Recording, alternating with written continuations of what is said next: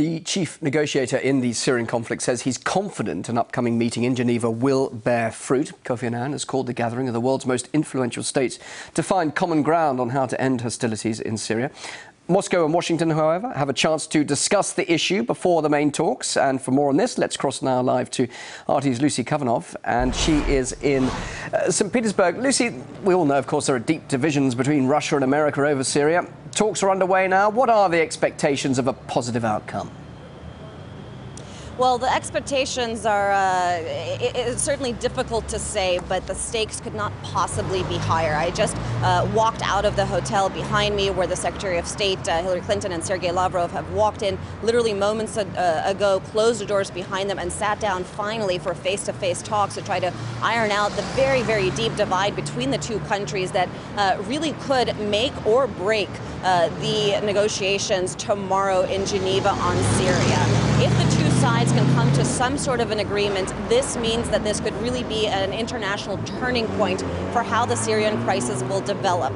Unfortunately, the positions between the two countries are quite vast, and it hasn't really seemed, based on Hillary Clinton's comments throughout the week and today, that the U.S. has made any sort of steps towards changing its position. The Russians have not come out with any sort of official statements as of yet, but Sergei Lavrov did take to Twitter through the Foreign Ministry's official Twitter feed, calling for a procedure for some sort of a ceasefire agreement, the removal of both Assad forces as well as opposition armed forces from the towns that currently have UN peace monitors in them. The issue at hand here, what the two sides are trying to negotiate, the sticking point for the United States is a plan that calls for a new government in Syria that does not include Syrian President Bashar al-Assad.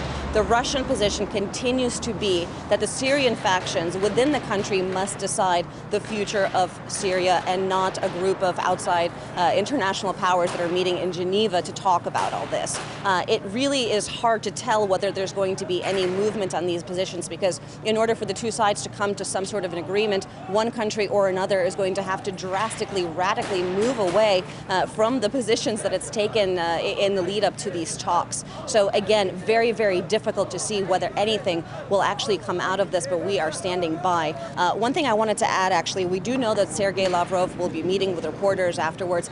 Hillary Clinton is actually going to be flying to Geneva immediately after these talks with no press conference. In my experience, if there were high expectations for a diplomatic breakthrough, the Secretary of State would not be leaving so quickly, and so I wouldn't hold my breath, but of course we are following the situation very closely and we'll keep you up to date. Thanks a lot, Lucy. Yes, of course, we'll hear more from you later. Lucy Kavanagh live there in St Petersburg.